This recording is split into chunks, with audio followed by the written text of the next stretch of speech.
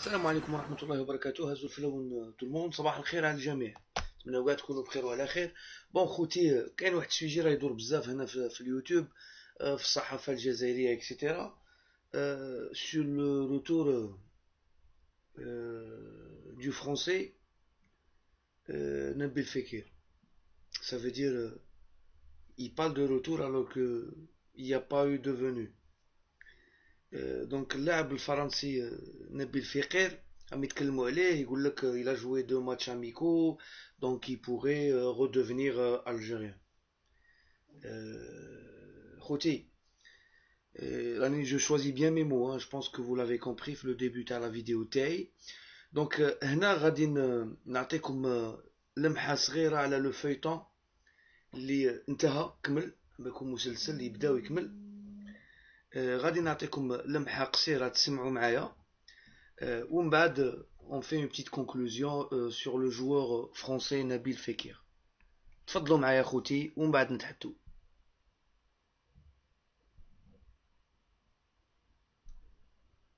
Allons dans les planifiques sur le choix de sa nationalité sportive.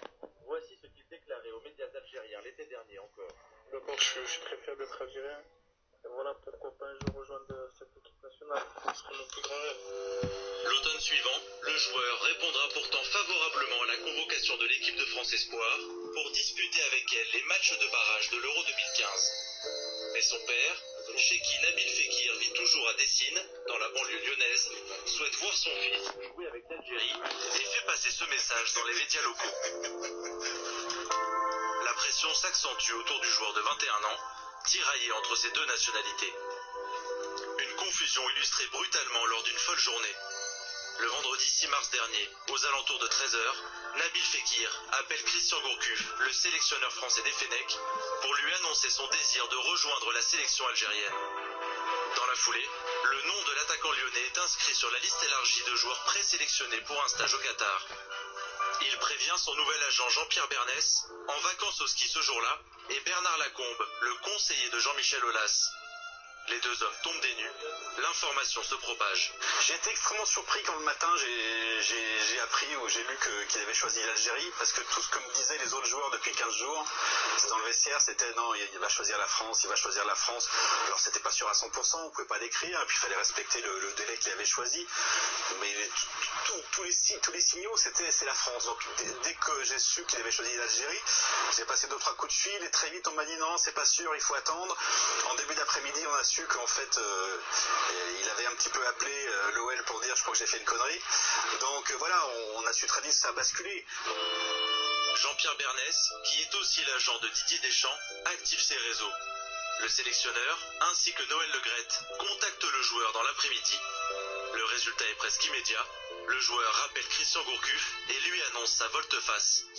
L'OL relaye alors un communiqué de Nabil Fekir, également publié par l'attaquant sur son compte Facebook, dans lequel il écrit n'avoir toujours pas fait part de sa décision. L'affaire prend de l'ampleur et commence à agacer au sein même du club rhodanien.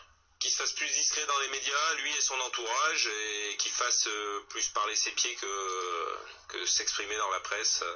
C'est le meilleur moyen pour qu'il retrouve voilà, les bonnes choses qui avaient fait qu'on a parlé de lui d'une façon très positive depuis quelque temps. 3 jours après, Fekir annonce à l'équipe son choix de rejoindre les Bleus. Moi je pense que Didier Deschamps il a envoyé le bon message. C'est-à-dire qu'individuellement, déjà ça valait la peine parce que c'est un bon joueur, on ne connaît pas ses limites, l'équipe de France en aura sûrement besoin. Et si c'est pas à l'Euro 2016, ce sera peut-être à la Coupe du Monde 2018, il faut voir plus loin. C'est quelqu'un qui a un talent différent des autres. Donc Didier Deschamps a bien fait de faire le match. L'image du joueur est alors décriée de l'autre côté de la Méditerranée. C'est quand même des couleurs nationales, que ce soit pour la France ou pour l'Algérie, même s'il avait fait le contraire, hein, s'il avait opté pour l'Algérie, qu'il avait changé d'avis, ça se faisait pas, quoi. On joue pas avec un truc pareil. C'est vraiment quelque chose de sacré. Et ça, c'est tout un peuple, il a mené en bateau pour les Algériens, il a mené en bateau tout un peuple et c'était pas admissible du tout. Et franchement, ils lui en ont voulu pendant pas mal de temps. Bon, je pense que maintenant, peut-être qu'on lui en veut encore, hein, mais je pense que la tension a vraiment baissé, parce que les Algériens, maintenant, ils sont passés à autre chose. Le cas de Fekir, vois très bien ce qui s'est passé, mais bon, je vais pas m'étendre là-dessus. Après, il y a des intérêts, évidemment. L'Olympique lyonnais a-t-il fait pression sur Fekir? Le club de Jean-Michel Aulas a pu s'inquiéter d'un éventuel impact de la valeur du joueur sur le marché des transferts, dans le cas où Fekir opterait pour la sélection algérienne. Bernès, Aulas et Lacombe lui ont ainsi recommandé d'opter pour la sélection française. Davantage d'exposition médiatique, plus de retombées financières. Pour eux, la question était facile à trancher. Je suis pas sûr que la pression de Lyon était plus importante que celle de son agent, de Jean-Pierre Bernès à ce moment-là, qui lui a fait comprendre que sportivement et économiquement, il avait intérêt à choisir l'équipe de France. Vous avez aujourd'hui des clubs qui disent par exemple, je ne prends pas de joueurs par principe qui peuvent participer à la Coupe d'Afrique.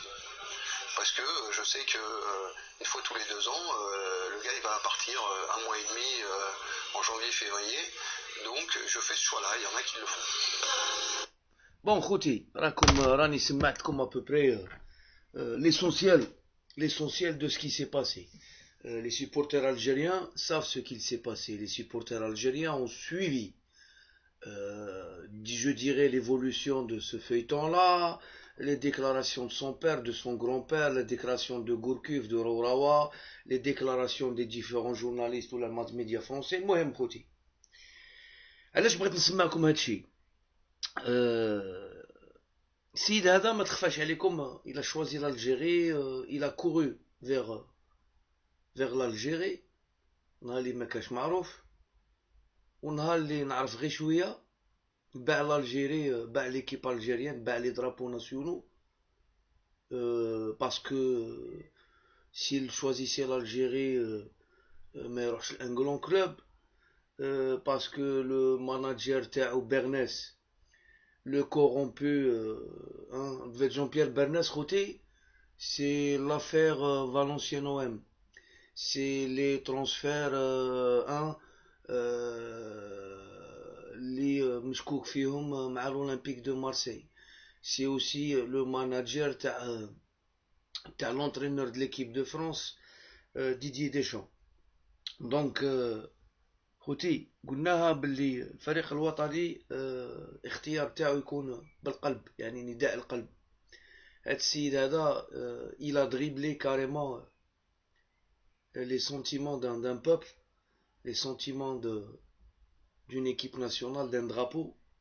Il a dribblé l'entraîneur national, il a dribblé la fédération, il a dribblé peut-être sa famille, ses parents, je sais pas, on peut pas le savoir.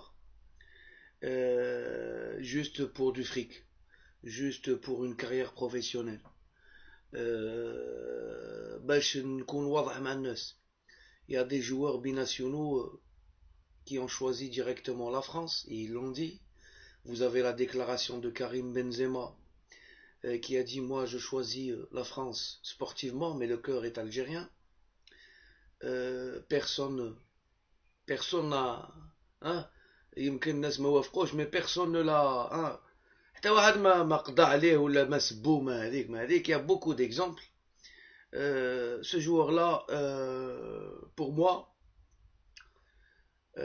c'est un joueur français, 100% français, parce que il a choisi de jouer avec l'équipe de France. Il a choisi sa carrière au détriment du drapeau national. ثانيا إنسان غشاش, إنسان كذب على الشعب, إنسان كذب على الفيدرالية, إنسان كذب على بالك sa famille, كذب على كاع الغاشي. Les gens peuvent me dire il avait 21 ans. Lorsqu'on vous parlait de Ben Taleb, vous dites que c'est pas un gamin, il a 21 ans. Et ben, le mec qui a choisi, qui a fait son choix et qui fait la différence entre 40 000 euros par mois et 400 000 euros par mois, le joueur qui sait faire la différence entre une carrière à l'Olympique lyonnais et un possible transfert dans les plus grands clubs européens, السيد هذا اختار مصلحته. الله يسهل عليه. احنا ما يهمنا لا كارير تاعو, وما يهمناش